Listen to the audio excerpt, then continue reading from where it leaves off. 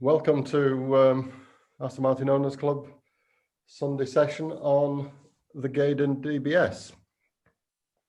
I'd like to just say that one of the benefits of AMOC is that you join because of the car, but you stay because of the people and the friends that you make, which I can only say I'm really pleased to be joined by two friends, Charles Porter and Michael Reed, who I will introduce shortly, who are going to give us their experiences of their cars. So we're going to be talking about the model, the DBS, which is on the VH platform. It's the VH3 model, which followed on from the DB9,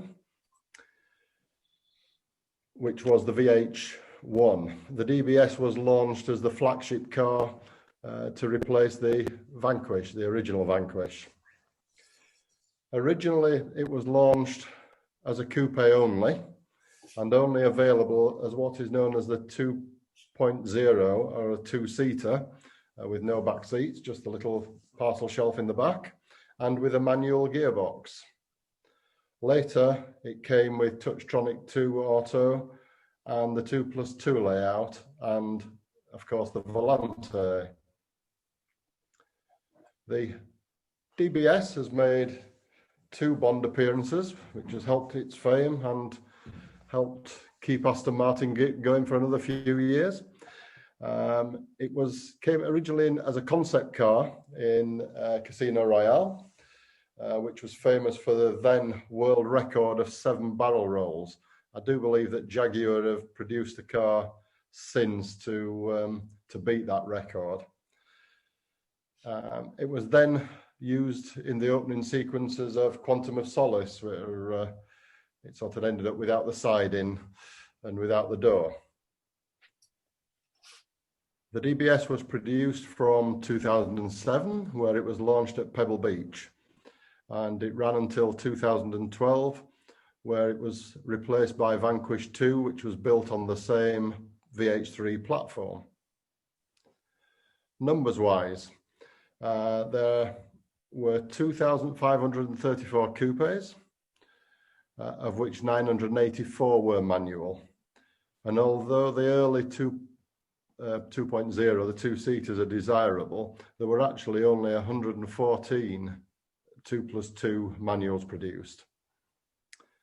There were 845 Volantes, of which only 44 were manuals and only 7 in the UK, so a very rare, very desirable version. The Bond film, like a lot of launch cars, also had a big influence in the colour choice of people, and there were 368 finished in Casino Royale and 354 in Quantum Silver. I'll also briefly, although we're not going to talk about it, it's still a Gaydon car, so I'll touch on the current flagship model of Aston Martin, which is the current DBS Superleggera, which is known as the brute in the suit in their marketing.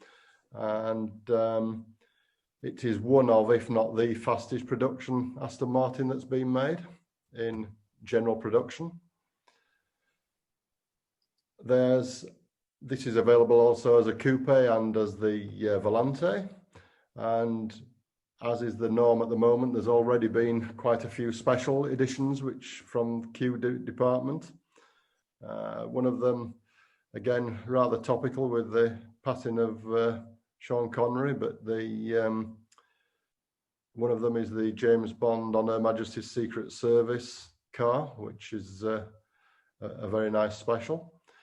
The latest Bond film, there's going to be a Vantage and a DBS special, which should have been out by now, because it was out to coincide with the release of the latest film, which has obviously been put back yet again. And there was a tag edition, which in collaboration with the watch manufacturer, which I think was a couple of years ago, basically a black car with red highlighting around. And the Zagato Centenary car is being built on the same platform, DBS platform. Apparently all these cars are sold out with waiting lists, but I'm sure if you approach them and shout loud enough with a large check, you'll probably end up with one, because it seems to be the norm that they can find them if they need to do. So let's get on to what these cars are really about, and I'd like to introduce, as I say, Charles and Michael. Ask them what made you buy a DBS in the first place and what your ownership experiences have been. So I'd like to start with Michael, who has finally seen the light and is moved from the south to the north of England. And originally, I said, joins us from the North Lakes, but in fact, he's moved even further north, not permanently, but is just informed us he's on the west coast of Scotland with an ever-changing weather background picture. So Michael, can I ask you, tell us a bit about your car? Oh, before you start, I will just say I'm really sorry, but the photographs that we were due to show, Maria was in control of those, and unfortunately she's stuck in a traffic jam somewhere and so is unable to share them. Whether she'll get with us in time, I'm not sure, but we'll try and catch up with that. So sorry, Michael, it'll have to be without your photographs, but over to you. Okay, good morning, everyone. So, yeah, we've had our 2010 Midnight Blue Volante for the last 4 years, and I hadn't initially intended even buying it at all. But we were at a Help for Heroes charity event at Robert Lewis's in Churt, and HWM were there, and I said we had a DB7 Vantage Volante, which I absolutely loved. It was a really super duper car. In fact, that was an elite winning concours car. And I mentioned to them in passing, I'd only ever chop it in for a midnight blue DBS Volante, but I've never ever seen one. Whereupon the salesman said, we got one coming into the workshop next week. Well, cut a long story short, we ended up buying that car because it turns out it's one of only 4 in the UK in midnight blue, which is a colour I particularly wanted. The car had only 10,000 miles on it, one owner. It was in really lovely condition. And I'd, again, wanted to enter concours with that and slowly started doing a bit of preparation on it. If we had the photographs, I'd show you a few details, but we can't. But that sort of got me involved in that particular car. But as a way of comparison against the DB7, it's like chalk and cheese, really. As the DB7 Vantage is a very soft, grand touring sort of car in a comfortable sort of way. The DBS is far more focused, aggressive. It's a bigger car, physically, both inside and outside. And I personally really like the styling that at the time when it was launched was sort of, I remember Jeremy Clarkson criticised it quite a lot from being a DB9 in sort of skirts and side sills and a little bit of sort of plastic, but it's way, way more than that. And there's a lot of carbon fibre on the car, which keeps the weight down a little bit. But fundamentally, it's just a much more focused and engineered sort of vehicle, which when you're driving it is just a delight. 510 horsepower is always pretty decent. And there are pretty few roads where you can actually unleash that fully without getting yourself into a bit of bother, really. So over the time that we've owned the car, which is now 4 years, I've done a number of concours events with it, and that did ultimately, or rather at St Athan in, I think that was 2017. That was a pretty amazing concours event in what is now the DBX factory. In my class, the Gaydon class, I was up against 2 other DBSs, Tom Wesley and I think Guy Simmons, strangely, all in midnight blue. But I managed to get top honours for that. And then in the autumn of 2018, we entered it at Horton Tower and I won Elite, which I was delighted. That's not to say that the car is a garage queen and is only polished. We also enjoyed driving it both in the UK and Europe. In 2017, Area 1 arranged a tour of northern Spain and Portugal. And to be able to take a car like the DBS to the deserted roads and the fabulous mountains of northern Spain was an absolute joy. And David Such and I sped up and down mountains, making a lot of noise and having a lot of fun and acting like a bunch of school kids going through tunnels. And it was just, well, it's bloody fantastic fun, fundamentally. You know, second gear, doing 20 miles an hour, and then you just belt through a tunnel, 3 of you in a line. I have to say, you come out with a smile on your face at the end of it. And it just proves the car is such a capable Grand Tourer for that type of holiday come adventure, especially with a group of other Astons as well. You know, there's a lot of great camaraderie and a lot of fun to be had. Based on the success of that, my wife and I planned a tour of Europe in 2018, setting off from London in May, and we ended up at Classic Le Mans 10 weeks later, and we took in, we did 8,000 kilometres, 8 countries in 10 weeks, and in the Volante, which is a little bit cramped as far as luggage space is concerned, you have to pack very carefully, but it was just fantastic. And the car is capable of going anywhere from dirt roads in Croatia, which was a bit of a shock, to the autostradas of Italy, which were a shock from another point of view because they're in such dreadful state of repair. Michael, can I just interrupt there? I think Maria has just joined. Okay. Oh, yes, I see. And I wondered if she's in a position to show us the photographs now. Mark, you might have to unmute Maria. Sorry, Anthony, would you like your photos first? No, skip those. Go straight on to Michael's, please, if you would. And, okay. Okay, well, I'll do a bit of commentary when they come up then, Maria. Thank you. Thank you. So, Michael, am I right in thinking that the 8,000 kilometres that you did around Europe, you then had 2 weeks before you won the elite class? I think it was about 6, actually, Anthony. But so we got back. I was only trying to pull you up then, don't worry. I had the car serviced because I just felt it needed it. And then, yes, a bit of intensive cleaning, but not such significant to take literally Europe out of the car and get it up to tip-top condition again. And then displayed it, and I was over the moon to win elite at that event. Yeah, I do know what the secret was then, though, Michael, because I did see you there, and Helen was leaning out of the window behind you, feeding you with copious amounts of tea.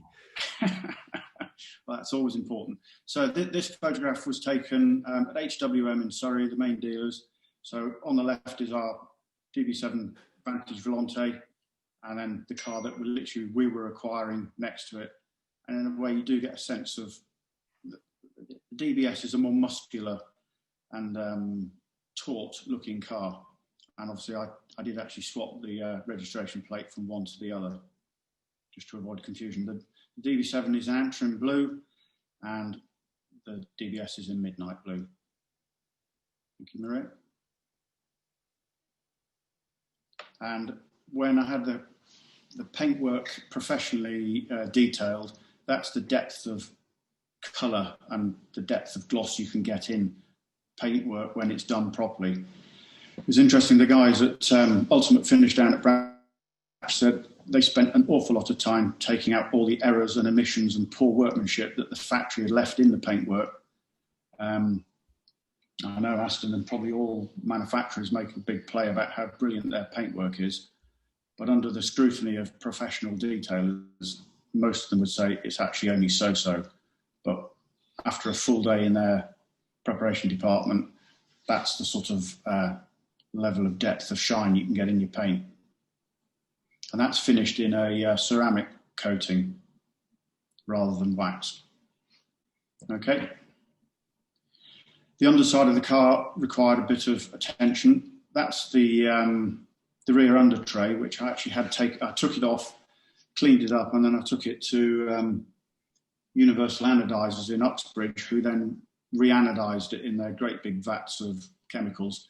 And actually, it came out absolutely stunning, but also it creates a a proper durable weatherproof finish, which it sort of had when it left the factory, but it just makes looking after the car so much better. Thank you. And that was the panel before I fitted it on again, which, yeah, I just thought it's one of those attention to detail things when you're doing concours to the full level. You've got to get everything looking great. But when it is like that, it's a doddle to keep it clean because you just need to wipe it over and it's done. Thank you. So this was with the Area 1 group somewhere in northern Spain, and we tried to drive in convoy because it was great fun, and I have to say we got a fabulous reception from the Spaniards along the way, and we entered one small mountaintop village and people came out and applauded us, which is a lovely thing to have, and I think it's one of the joys of Aston Martin ownership is that you get a very positive response from people wherever you are, and the scenery was breathtaking. Thank you. Yeah, don't be afraid to take your car anyway. So this is in the Italian Dolomites and part of our big tour of Europe. We'd arrived in Cortina in pouring rain, but overnight it snowed. And as we went up the mountains, this is what we were faced with. And driving a big, powerful car on wide tyres certainly called for a certain amount of respect. Interesting, someone else took that photograph and that appeared on a sort of car blogger's website, which I came across. Anyway, okay, next one. So this was at Horton Tower with the car looking absolutely as pristine as it could possibly be for the elite win that it did take. Thank you, Maria. Well, that was back in Cortina. Fantastic scenery, mountain roads to die for, to drive up and down mountains. Interesting, the hotel we stayed in, there were 5 Germans staying there who'd driven down from Stuttgart, and they'd been saying that they'd been regularly doing 200 miles an hour in their Ferraris, Lamborghinis and top of the range Mercedes, and they'd literally come to the Italian Alps to blast around the mountains and have a lot of fun. One of the guys was having to have his car taken back on a transporter, having completely shredded his rear tyres by going around all these hairpin bends and unleashing whatever power and torque, and he was down to the canvas. So, yeah. Next one there. This is in Corsica. Quite literally, the road was slightly wider than the car, which, sitting on the wrong side of it, there was a sheer drop off to the left. We drove 15 kilometres up this road with cars coming the other way. It was one of the more unnerving journeys I've ever done, where you couldn't quite see where the rocks, the trees and the drop were. But anyway, we got up and down without an issue, just by driving very carefully. But it was a stunning drive up in the mountains. This is taken at the Section Holland concours. Last summer, I drove over from the UK with Mark Donoghue in convoy in his V8 Volante, and we had a wonderful weekend with the Dutch, and I entered mine having not done that much preparation, and managed to get a win on that. But part of the pleasure of that weekend was that a few of us had gone over from England really to show the Dutch how a concours would work, to guide them and show them through the process. And I have to say I was really impressed with the enthusiasm and the quality of the cars that the Dutch brought along. They're clearly very passionate about their Aston Martins, and I think all of the cars were in a very, very high state of maintenance and care and repair, and with enthusiastic owners. Okay. I think that's all of your photos. Right, thank you. Well, I don't know if you had any other questions you wanted to ask me, Anthony? No, well, I was just going to say, as you said, Michael, you use your car. It's not a garage queen by any means. I mean, explained what the tours that you've, which I mean, I didn't know about the tours that you've been on, and like you were on the Club London to Edinburgh last year. Yes. And so, yes, you do use the car. Could I just ask, because of that, it's probably a good example of any, and probably comparing to the DB7, reliability service issues or anything extraordinary? No, none whatsoever. I think it's the classic case. If you use it, they stay in good condition. Yeah. I mean, the car's now done 26,000 miles. We're on the same pads that it came out of the factory with. I replaced the rear tyres at 16,000 miles and the front tyres at 21,000 miles, which for a big, powerful car, I think that's pretty good. You know, obviously, if you drive it like a hooligan, then you can go through your tyres very quickly, but driven with a bit of sense and care. Servicing, I think about £1,000 or £1,200 covers everything, and I've not had any major issues to have to deal with. It's reliable.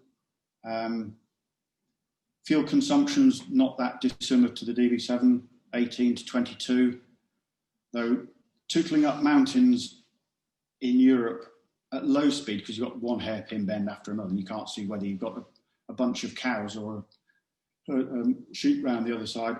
That was pretty poor. That was dismal, sort of 10 or 11 mpg. And then that's when you realise if you're in rural Europe, petrol stations are few and far between, and you need to keep topped up. But other than that, it's very straightforward.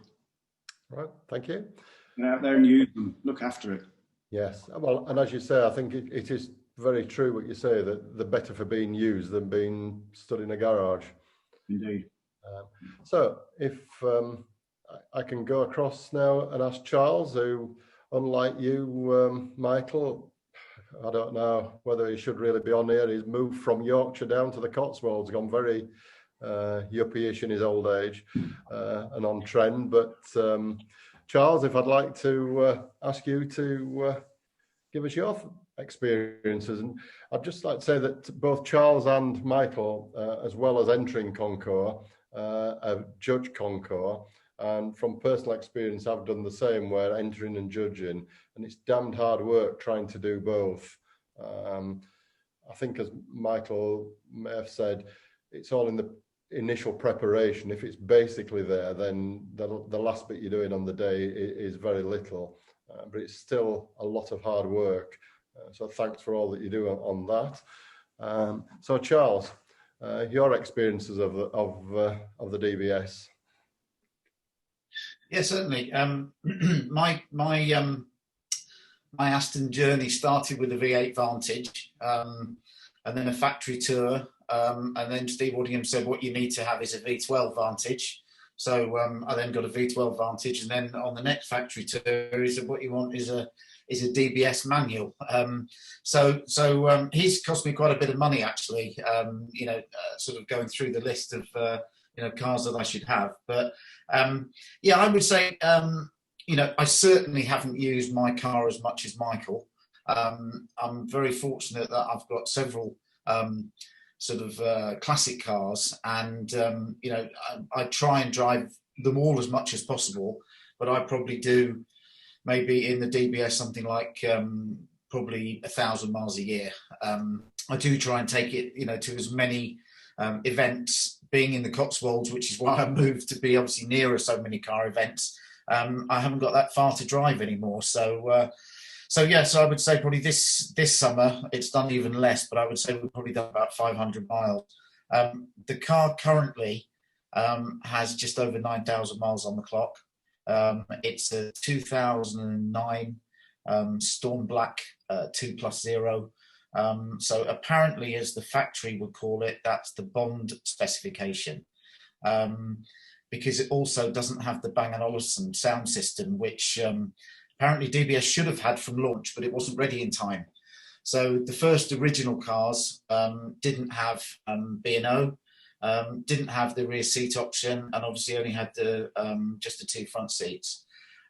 My car was ordered in June 2008, was built in September 2009, yeah, it's a fabulous drive. It's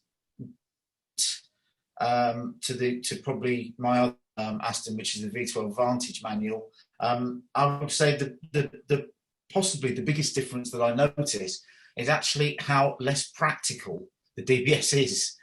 We can get far more in a Vantage. We actually took the Vantage down to Italy a couple of years ago, and we got far more in the Vantage than we could ever get in a weekend away in the DBS.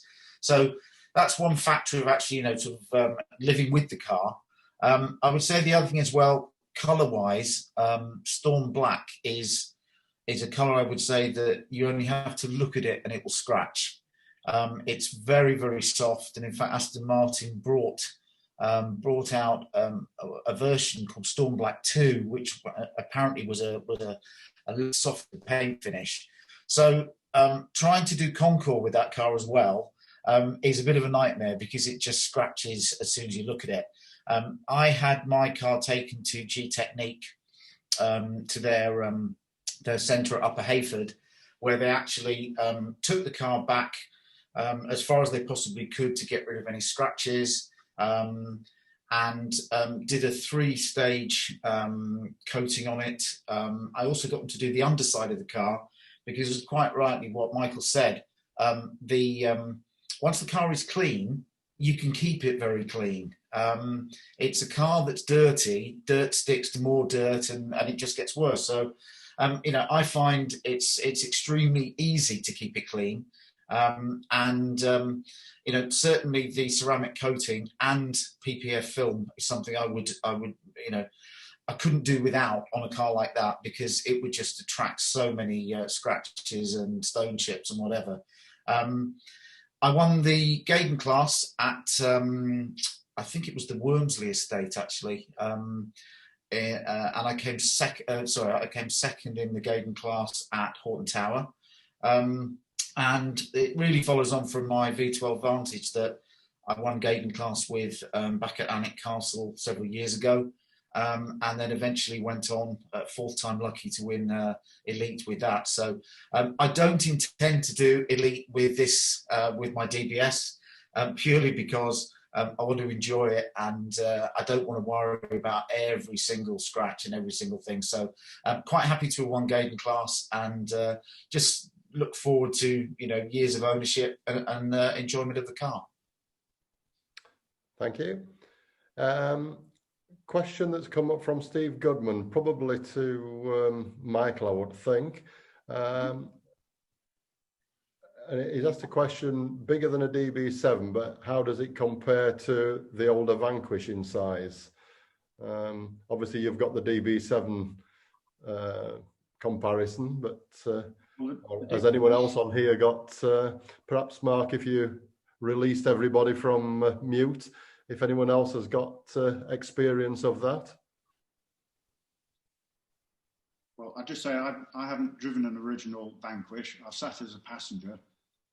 I'd say it's not that dissimilar inside, but over the DB7, it's certainly more spacious, but it's still fairly cosy in there. I mean, in the 7, you tend to sit on the seat, not in the car, because of the way that it's configured.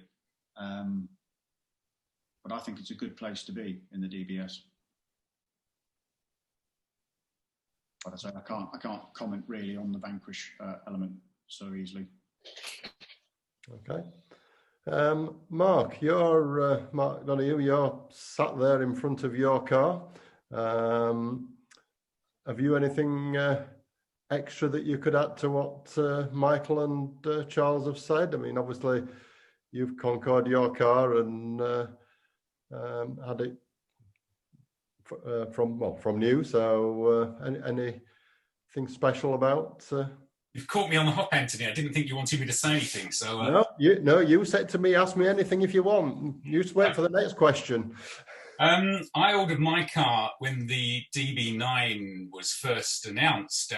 I had a couple of DB9s from the dealer, and I said, I'd like to buy the DB9 Vantage. They said, what are you talking about? I said, well, it's traditional that Aston Martin always make a more powerful version of their cars ultimately, and I presume they're going to make a DB9 Vantage. So I got my name on the waiting list. I was first person for a car that didn't even exist at the time. And then 2 or 3 years later, they rang me and said, how did you know? They've just announced the DBS. You're at the top of the list. So that's how I managed to get mine.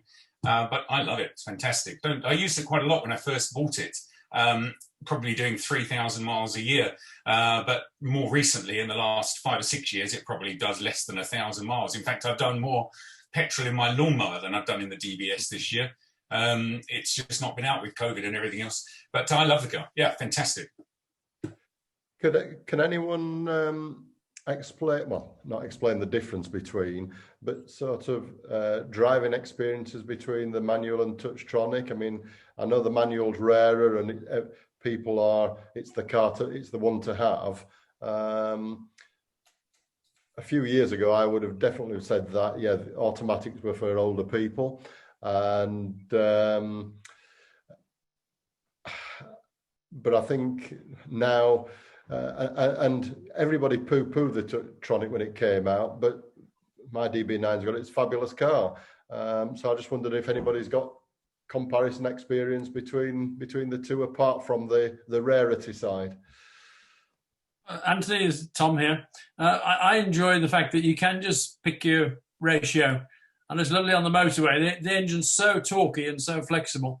To put it in 6th gear, just float them down, and to try and improve your MPG. I know it's bonkers, but that's sort of nerd that I am. And you can do some of these tricks as well as drive it like a hooligan in 2nd gear around an island. So I just enjoy that side of it, really. And I do think, like Mark says, they're a fabulous touring car. They are, frankly, more a motorway car than they are a country lane car. And as has already been said, they suffer from a very inadequate boot. You need the space behind the seats to, if you really are going to go touring with someone. So that's my observation. Thanks. Yeah. Well, when I ordered my first DB9, I wanted a manual one, but the dealership, the guy there was a friend of mine. He said, no, you can't have a manual. You'll never sell it. The depreciation will be huge. And he wouldn't let me order a manual one. And I ordered another one as well. And he said, no, you've got to have a Touchtronic. And I really got used to the paddle change and liked it. And when I went to spec the DBS, I thought, yeah, I'll have Touchtronic again. I went, sorry, you can only have manual. I couldn't win, but I wouldn't have anything else. I think the manual car is certainly the one to have if you're going to put one in a collection. Yeah. So are you a hooligan doing donuts around the roundabouts like Tom then? No, I'm far too old for that. That's Tom's more at Tom's scene. I would say, Anthony. I just say one. Sorry, Charles, go on. Sorry, no. One observation I was going to say, actually, when I first got it, was I thought it was quite quiet. It wasn't as loud as I wanted it to be. And I actually had Bamford Rose took the secondary caps off, which has actually liberated a bit more grunt from it, because it was quite muted, and I expected it to be a little bit more of a hooligan, but that just seems to have unleashed just that little bit of extra sound from it that I enjoy out of the Vantage. Thanks for letting me know that, Charles. That's 1 point off for non-originality. Thank you. I told you I'm not doing it again. Michael, did you say? I agree with Charles, actually. They're far too quiet at legal speeds in the UK because the exhaust valve only opens at, 3,500 RPM. Well, you can be doing 90 miles an hour at that point. So I got a little kit from a chap who advertises in the Aston Martin News, and it's a little, like a door garage opener switch, and it flips a relay in the boot, and you can take the exhaust relay in and out with the click of a button. And if you put the car in sport and with that on, it makes all the noise you could ever possibly want from timber. It took 5 minutes to fit it. Yeah. And Mike's absolutely right, but sorry, I'd say interesting. I use that to try and control my speed on the motorway, because when it starts to go loud, you're going too fast. You've got to back off a bit. Very much so, Tom. Yeah, and the Touchtronic, I drive it almost always with the paddles rather than just leaving it in gear. And that way you do have more of a control in the way that you would with a manual, and particularly in sport mode. I think that's actually a very enjoyable way to drive it. And of course, if you get stuck in traffic, well, your left leg doesn't get clutch ache. So yeah, I also that you also notice as well with the manual car. As I say, my car was, I bought my car 3 years ago, and even though it had done very few miles, the gear stick was actually quite scratched, badly scratched by the previous owner, who happened to be a gentleman who was a he was on one of the Dragon's Den series as a dragon. So, but anyway, he sort of done a few tracks to the gear knob, and the replacement gear knob, which I ended up as part of the deal, turned out to be just over £1,000. So I always take my wedding ring off, and I have a sock that goes over the gear knob, just so if anyone else is obviously going to be moving the car, that they don't scratch it. Problem with that gear knob that I found in the summertime, and you get in the car if the car's been standing in the sunshine, you cannot touch the gear knob because it's just so hot, and you have to get the air conditioning on before you can do it. And the reciprocal of that is in the wintertime, it's ice cold. But I have to say, Charles, even mine, I don't wear a wedding ring, and mine still gets scratched. But I don't think I'll be driving it along with a sock on it. Sounded very dodgy. I don't drive it with a sock on. Oh, sorry. Charles, that sounded very dodgy that you take your wedding ring when you go out in your Aston Martin sports car. Yeah, funny that, isn't it? Yeah. I have been known to come in and it's still sitting in the ashtray or whatever. You need to get Charles, I don't think we've seen your photographs. Yes. Yeah. Do you want to pull the photographs up and I'll run through? Charles's photos, or you probably just run us through those. Okay. That's fantastic. That's at the Wormsley estate. That's when we won Gaydon class, which actually I did have. For once, I had help at that particular event, because I actually had Mrs. Porter with me and persuaded her that it'd be a really good job if she worked on the wheels, and she did a fantastic job actually.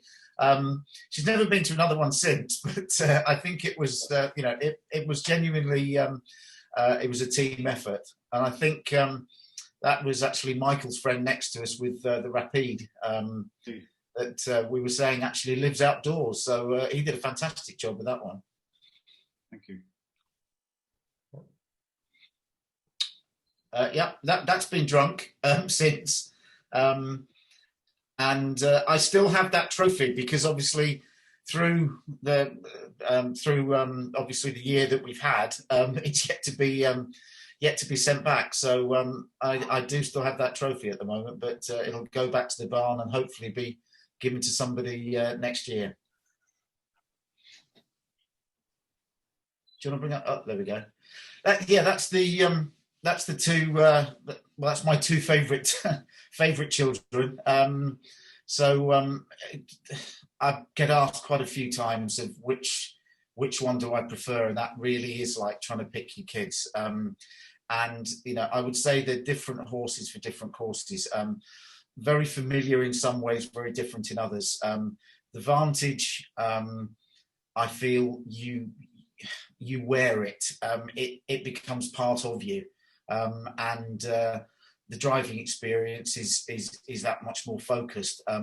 I think, as Tom actually quite rightly pointed out, that the DBS is far more GT car, and as a motorway cruiser and eater, it's absolutely superb. But as I pointed out before, less practical, which surprisingly for the size of it. But as far as heart and head, I love the Vantage, but I think because of the Bond connotations to do with the DBS, which is obviously one of the reasons that I probably bought it and I wanted one. Every time I see the opening scene of Quantum of Solace, it's the hairs on the back of your neck stand up. So that's a great reason for ownership.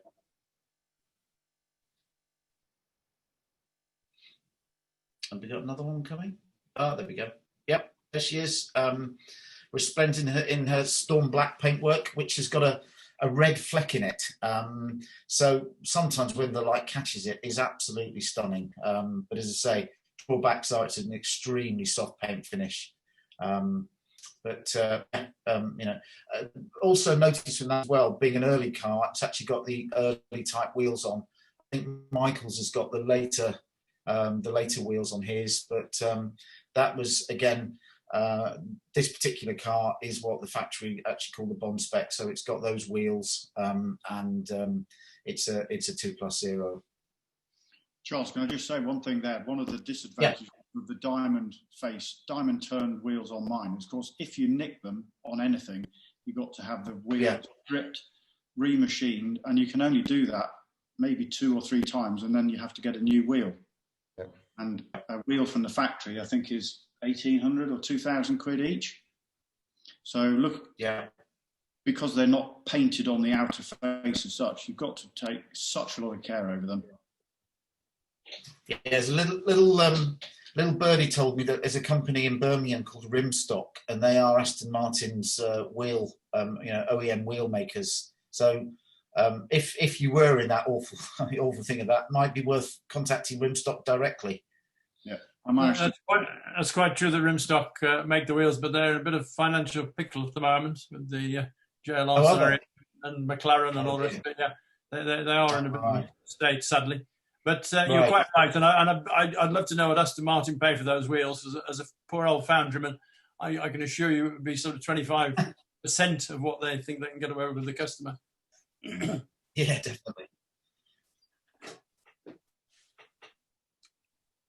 Right. Well, okay. Now that's not one of my pictures. No. Lovely car.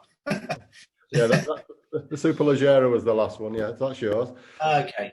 Oh, that's one of my haunts now that I'm down here. Caffeine and Machine is just down the road.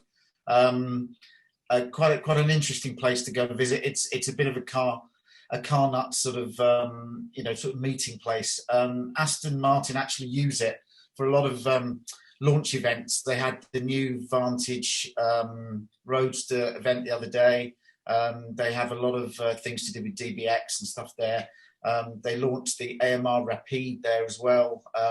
So it's often worth just popping in and driving around the car park and seeing what's going on. So it's a good place to visit and well worth it. Once we come out at Mess, hopefully it'll be somewhere that a few of you can come up and visit. Yep.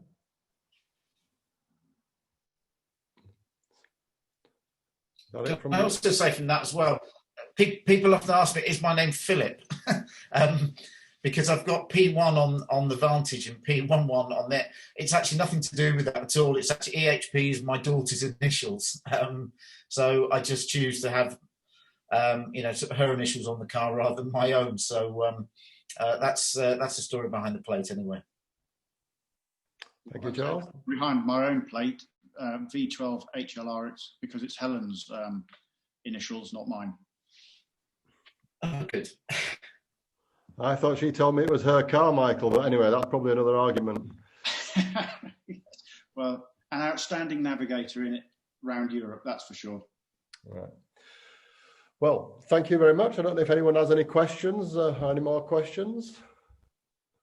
Richard, are you putting your arm up then, or just fiddling with the machine?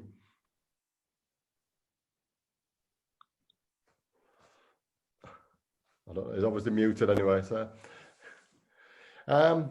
Right, well, if no one has any further questions, and I'd like to thank both Michael and Charles for their insight into DBS ownership, and I think it's been very enjoyable, informative, very useful.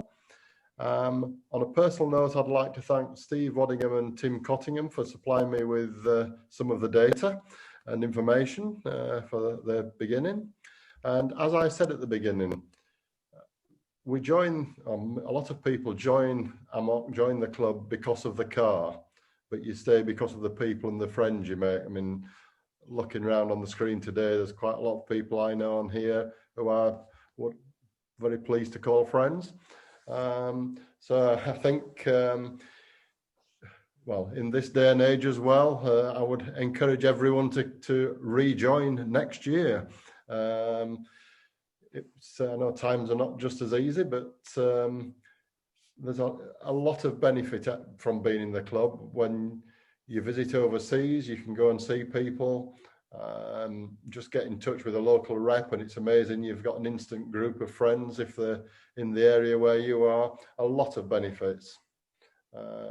So, as I say, it is as well as the cars, it's the friends and the friendships that you make, and at a local area. I'd also like to thank Maria for administrating the Q&A session and Sorry you were stuck in traffic at the beginning, Maria.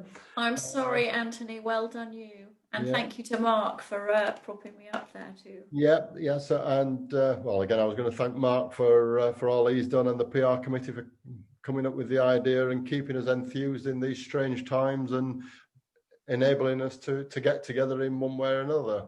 So I think it is very good. A complete different range of topics. So some will be interesting to some will be interested to in probably everything. But yeah, well done to everybody involved. Thanks, Anthony. We are keen to continue these Sunday services, particularly now we're entering another period of lockdown. Since we've started, you're right, we've bounced from subjects of models to Concord to racing to preparation. And I'm keen to know what you guys would like us to talk about. You, the membership, give us an idea. I'm going to put the PR email address in the chat box. So if you've got any ideas what you'd particularly like us to talk about, do let us know. I'm planning to interview a few characters, Aston Martin characters, such as Steve Waddingham and Nick Mee, and people who have been involved in Aston Martin all their life. But really, we want to know what you guys want to talk about. We are planning to talk about DB9s and Little Vantage V8s, but we want to do what you want us to do. So do give us an idea, and we'll try and get that in, and we'll try and continue these every Sunday. Yeah, thanks, Mark. And I think, as you say, having a full range of subjects, because yeah, some people will be interested in Feltham Era and not interested in Gaydon V8s and DB9s, and vice versa. But I think by having a wide variety, we'll catch all members, and again, that's the beauty of the membership. We're here, we're all different things for different people. So if there's nothing else, I would like to thank everybody for attending, and hope that we'll see you soon and see you at another event. And again, thanks again, Charles and Michael, and well done, Michael, for getting on in Scotland and with your internet problems that you had. Great, thanks a lot. His weather's improved as well. It does, yes. I'm going to walk on those mountains after this meeting. Yeah, and Mark, there's some dodgy character trying to drive away with your car in the background. There is, isn't there? I'll just block his head out of the way. There you go. Anyway, thanks again, and we'll see you later. Cheers. Bye. Cheers. Bye. Bye.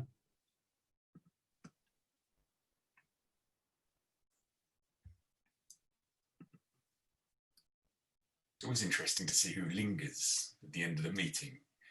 So you can talk about them. Yeah. Good, guys. Well done, everyone. I think you did a great job. Anthony, how was it for you? Yeah, fine, thanks. Yeah. Good. It was very interesting. Yeah, no problem. Well, I hope it was. It was, again, when you get down to specific things, it may only be interesting to a few people, but I think it's just general stories and information, isn't it? And people's experiences, and I think that's what makes the club good as well, isn't it? I'm really hoping that people will feed back and say, yeah, let's talk about DB9s, let's talk about V8 Vantage, or it will be lovely to know what these people want to chat about, and we'll do it, whatever it is. The good ones, I'm going to do one with Nick Mee towards the end of the year. It'll be a Christmas special, if you like, and we'll have a little walk around his premises, and that'll be quite a good one too. And any other characters you can think of. Waters and I have been talking about it for some time, so he's probably going to be on the list. But anything else, anyone else that you guys can think of, do let me know. You think we might want to chat to. Yeah, I mean, go on. Tobias, that would be interesting. Yeah, No, he won't do it. Tobias, I can't say too much, but he's not going to do it. He won't do it. No, there's I'm not even going to go there on live. Yeah, there'll be a few changes at Aston Martin, I can assure you. I think I better leave it there. Right, guys, is everyone finished? I'm going to close this meeting. Thanks to other people left on there, and have a good Sunday, and we'll catch you soon. Cheers, Charles. Cheers, Anthony. Thanks a lot. Cheers. Thanks. Bye. Bye.